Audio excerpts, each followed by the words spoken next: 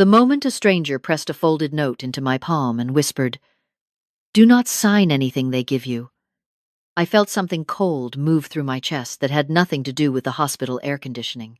I had been coming to Mercy General every 6 months since my husband passed.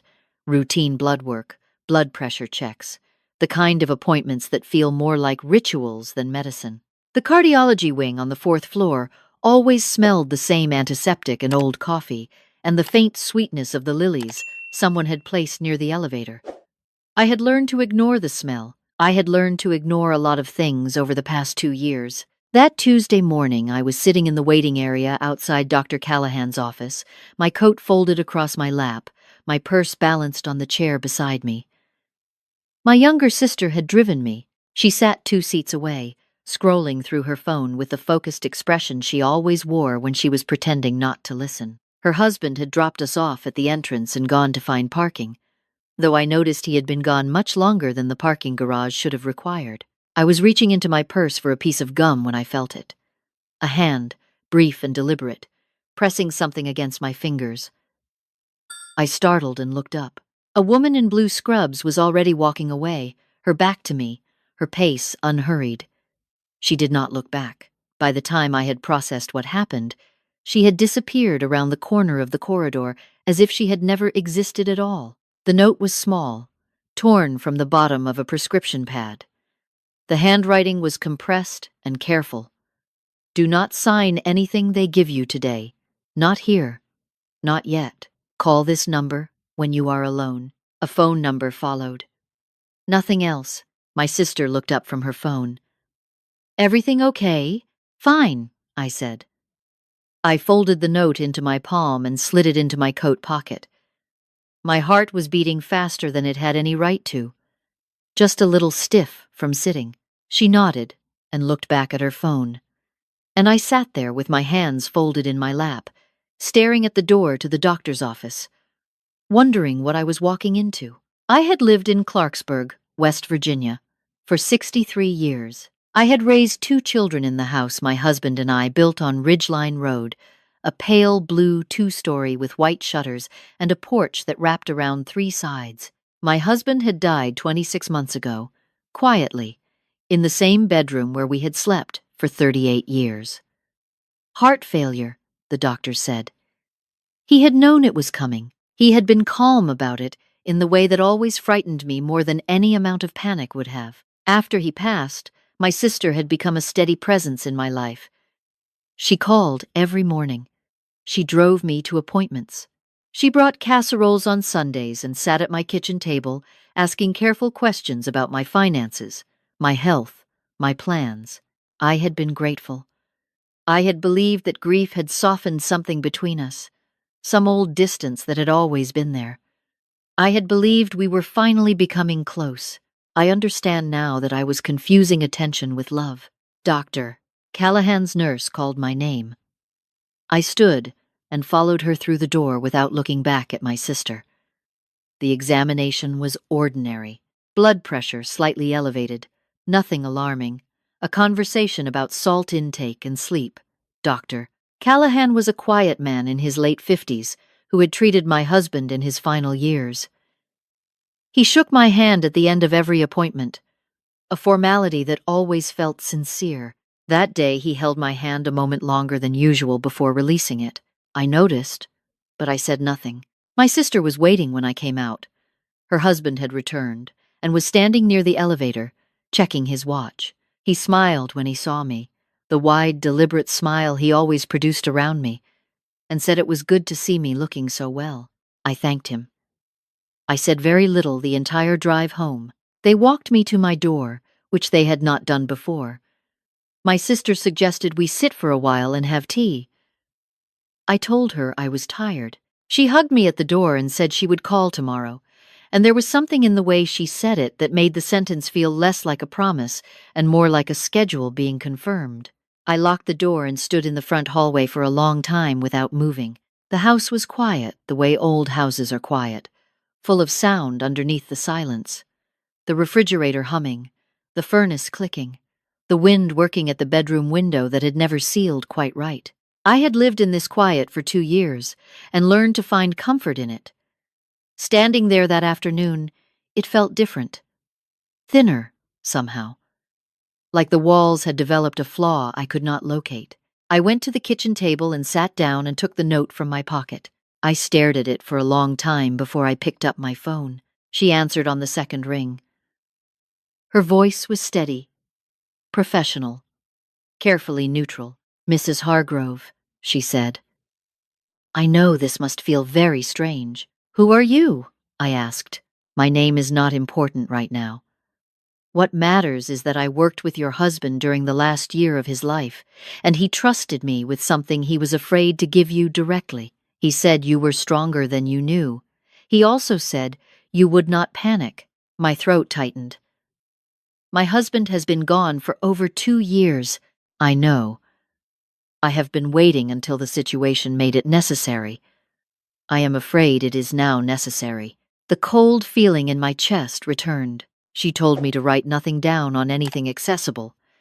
She told me to check whether my sister had been in my husband's office at any point in the last few months. She told me that what was coming had been set in motion before my husband died, and that he had seen it clearly, even when I could not.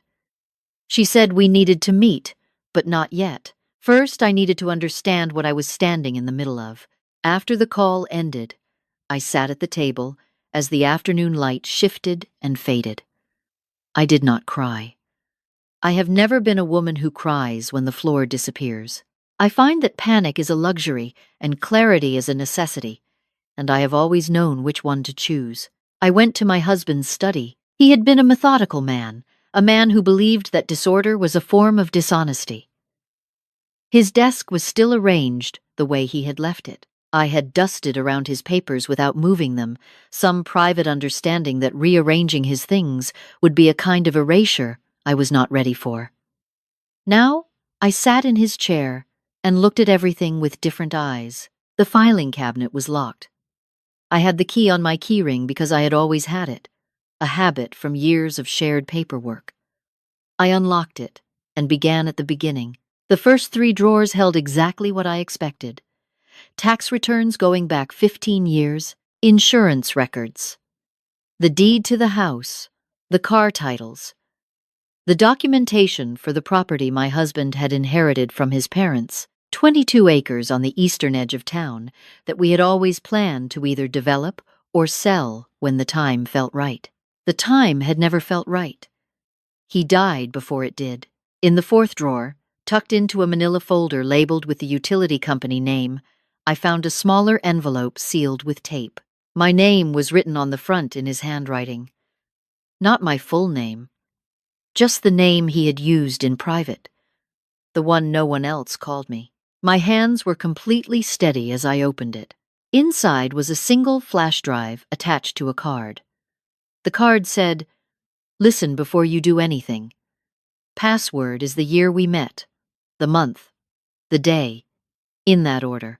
Then it said, "I am sorry I could not protect you from needing this, but I always knew you would know what to do with it." I held the flash drive in my palm and sat very still. I did not sleep that night. I waited until the house was fully dark and the street outside had gone quiet, and then I plugged the drive into the laptop I kept in the bedroom. The password prompt appeared. I typed 8 digits without hesitating. The drive unlocked. There was one folder. Inside it were audio files, dated and labeled. Photographs. A document that turned out to be 43 pages long. I started with the audio files. My husband's voice came through the small speakers, and I had to press my hand flat against the desk to steady myself. He had recorded these himself, I realized, sitting in this same room, in this same chair, speaking quietly so I would not hear from the other side of the house. In the first recording, he explained what he had found and how he had found it. He had been reviewing the property documentation, preparing to finally move forward with an appraisal, when he noticed that certain records had already been pulled, copies made, information gathered by someone who should not have had access to any of it. He traced it back carefully over several weeks. What he found was that my sister and her husband had retained a private estate attorney 14 months before his death and had begun the process of contesting the property inheritance. They believed the land would be transferred to my sister if I were found legally incapable of managing my own affairs. I sat back in the chair. The second recording was a conversation, and it took me a moment to understand that my husband had recorded it without the other person knowing. My sister's voice was unmistakable. She was speaking to her husband, and they were discussing timelines. They were discussing what would need to happen after Richard passes. They were discussing the fact that it would be cleaner if certain documents were signed voluntarily, but that there were other options if voluntary became difficult. There were 4 more recordings. By the time I finished the last one, it was nearly 4 in the morning. I sat in the dark with my hands in my lap and breathed carefully. In through the nose and out through the mouth, the way I had learned to do during difficult nursing shifts when I was young and the world required steadiness from me. My younger sister had sat at my kitchen table the Sunday after my husband's funeral and held my hand and told me that Richard had loved me more than any man she had ever seen love a woman. She had cried. I had believed every word. I closed the laptop and went to sit by the bedroom window. Outside, the yard was gray and still. The oak tree my husband had planted the first year we moved in, standing leafless in the February cold. He had chosen that tree specifically because he said it would outlast us both, and someone else should have the pleasure of it someday. He had thought about the future even then. He had always been thinking about things I could not yet see. The next morning, my sister called at 8:15 as usual. I answered. I told her I was fine, just tired from the appointment. She asked how Dr. Callahan had seemed. I said he seemed the same as always. She said she was thinking of stopping by later that week with some soup. I said that would be nice. After I hung up, I called the number from the note. We arranged to meet at a diner 40 minutes outside of town, a place called Briarleys that neither of us had any reason to be associated with. I drove myself. The road followed the river south through low hills and bare trees. The sky flat and white, with the kind of February light that gives everything the appearance of an old photograph. She was already seated in a corner booth when I arrived. She was in her mid-40s with the composed face of someone who had delivered difficult information often enough to have learned how to do it without flinching. She had worked as a patient advocate attached to Mercy General's legal compliance office for 11 years, she told me. My husband had come to her 20 months before his death, after he discovered that someone had been accessing his medical power of attorney documentation without authorization. Someone with a forged notarization. She pushed a folder across the table toward me. Inside were copies of documents my sister's husband had filed with a records office 2 counties away, out of the direct jurisdiction of anyone who might have recognized the name. The documents established grounds to petition for guardianship of my estate based on a cognitive assessment that had never been performed by anyone licensed to perform it. The signature at the bottom was mine. I stared at it for a long time. The signature was very good. Not perfect, but very good. They planned to present it at the appointment yesterday, she said. The facility director was going to meet you in Dr. Callahan's office with a secondary document. Your sister was going to recommend you sign it as a formality. A routine update to your health directives is how they planned to describe it. Once it was signed and witnessed, the petition could move forward without a competency hearing. I thought about my sister sitting 2 seats away, scrolling through her phone, pretending not to listen. Dr. Callahan knew, I said. He suspected. He could not tell you directly without risking the investigation your husband's attorney had already opened. I was the safest way to warn you. I thought about the way he had held my hand a moment longer at the end of the appointment. An old doctor's way of saying something he could not say out loud. What did my husband leave on the drive? I asked. Beyond the recordings, 43 pages of documentation, she said. Timeline, financial records, correspondence he had intercepted and photographed, and a sworn affidavit he had prepared with the help of an attorney in Pittsburgh. He was building a case. He ran out of time before he could finish it. But what he built was enough. I folded my hands on the table. Outside the diner window, a truck pulled in off the highway, its tires loud on the gravel. He knew he was dying, I said. Yes. He knew they were going to move after he was gone. He believed they would wait long enough for you to be isolated. I looked out the window at the parking lot for a moment. A young woman was lifting a child out of a car seat, talking to the child in that soft, continuous way parents do. I watched them cross the lot and go through the door without looking at us. Tell me what needs to happen, I said. She told me. The plan required patience, which was the one thing I had learned in 63 years that no one could take from you. I went home and I waited. My sister came with soup on Thursday as promised. I thanked her warmly. Her husband came with her, which he rarely did, and sat in the living room talking about the property with an ease that told me he had been thinking about it for a long time. He mentioned a developer he knew who was interested in acreage in this part of the county. He mentioned it casually. The way someone mentions something they want you to believe just occurred to them. I asked thoughtful questions.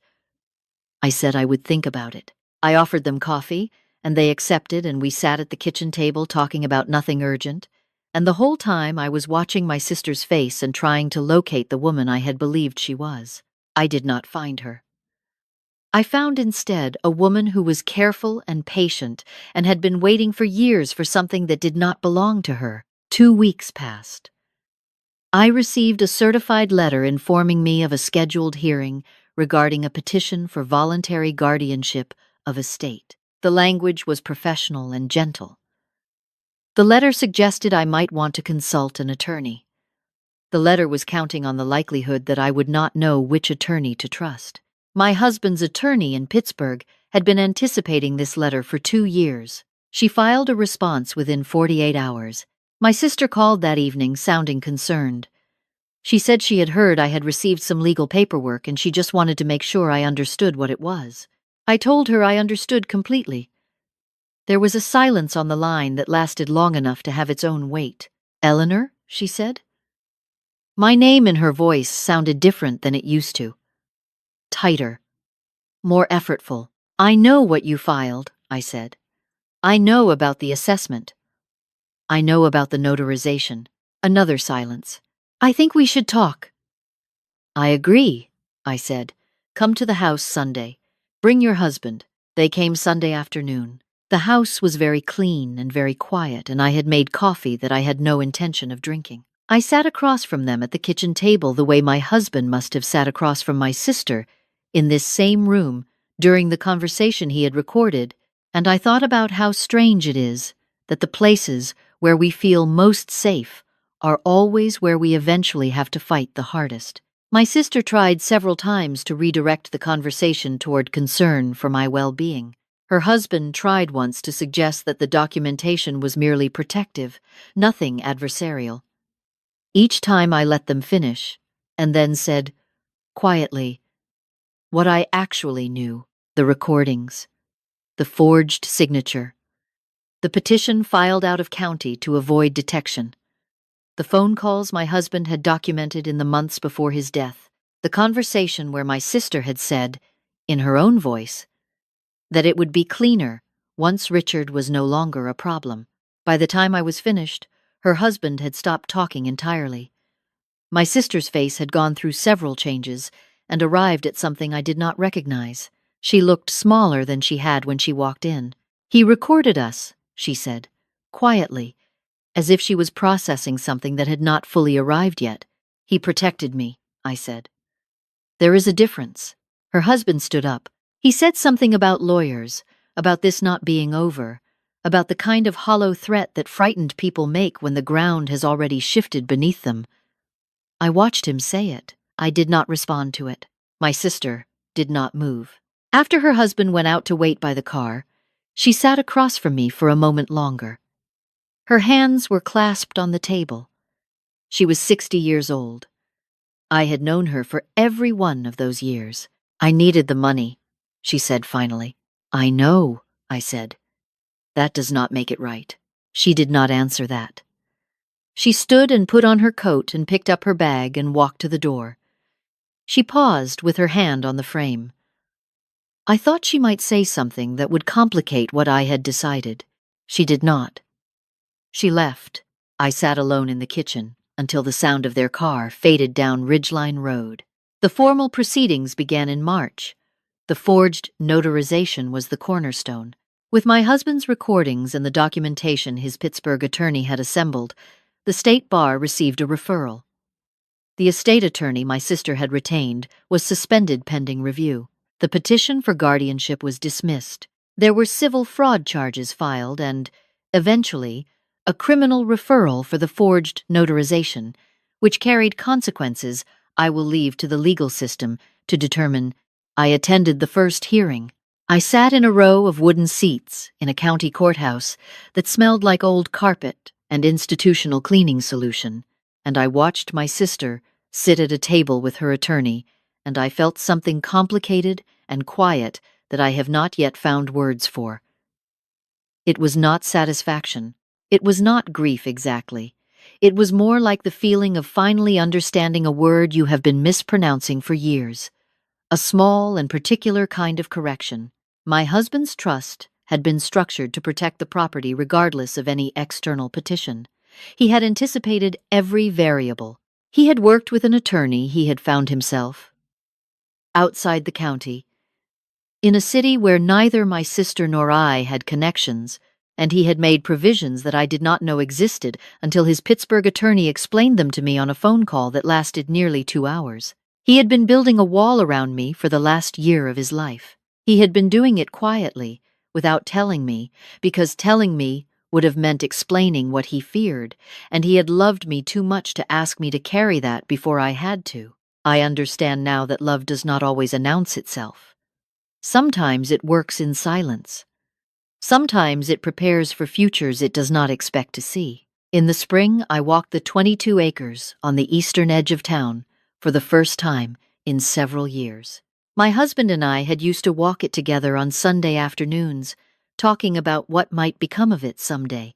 There was a creek at the lower end of the property and a ridge along the northern boundary that caught the evening light in a way that always made the walk feel longer than it was, in the best possible sense. I had stopped going after he died because the walking was something we had done together, and I did not yet know how to do it alone. I went alone that April afternoon and walked the whole boundary. The creek was running fast with snowmelt. The light on the ridge was exactly as I remembered. I have decided not to sell. A young conservation organization has expressed interest in a long-term land trust arrangement that would preserve the acreage permanently in exchange for a tax structure that works in my favor. My husband would have liked that. He was a man who believed that some things should outlast their owners. I still have the flash drive. It lives in the filing cabinet in his study, in the folder marked with the utility company name, exactly where I found it. I do not take it out often, but some nights I sit at his desk in the dark and I think about a man who spent the last year of his life quietly building something he would never get to see completed, something designed entirely for someone else's survival. He was right about one thing he wrote on the card. I am stronger than I knew. I did not know it then. I know it now. A friend asked me recently whether I had forgiven my sister. I told her I was still working on that. Forgiveness is not something I do quickly, and I have learned to distrust anyone who suggests it should be. What I have is something more practical than forgiveness. I have clarity. I have the house on Ridgeline Road, and the 22 acres, and the wraparound porch, and the oak tree my husband planted. And I have, for the first time in 2 years, a future that belongs entirely to me.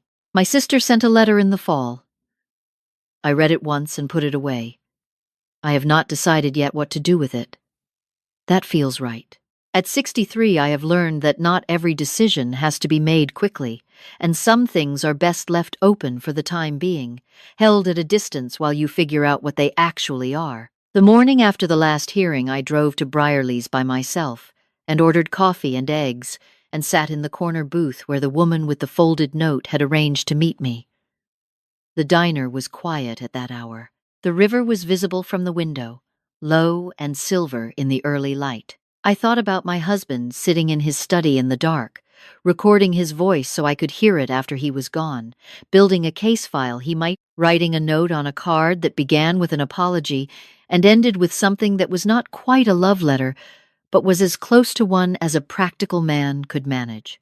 I thought about the fact that I had almost walked into that hospital office and signed a piece of paper because my sister handed it to me and called it routine. I thought about the woman in the blue scrubs who pressed a folded note into my palm without looking back, who had waited 2 years for the right moment because my husband had trusted her to wait. Some people come into your life loudly. They announce themselves. They want to be remembered. My husband was never that kind of man. He was the kind of man who prepared for storms without discussing the weather. He was the kind of man who loved you so precisely that you only fully understood the dimensions of it when you were finally standing in the space he had made for you. I drank my coffee and watched the river and did not feel small. There is something I want to say to anyone who might find themselves where I was, in a quiet house with a note they are afraid to open, in a waiting room with people around them whose intentions they are only beginning to question. You are not wrong to notice what does not feel right. You are not too old to fight for what belongs to you. Grief does not make you weak. Sometimes it strips away everything that was softening your vision, and what is left, what remains when all the comfort is gone, is a clarity you did not know you had. My husband believed I could handle the truth. He was right about that. I handle it every day. The land is still mine. The house on Ridgeline Road is still standing. The oak tree in the yard is still growing the way my husband said it would, steadily, without any interest in being noticed. So am I.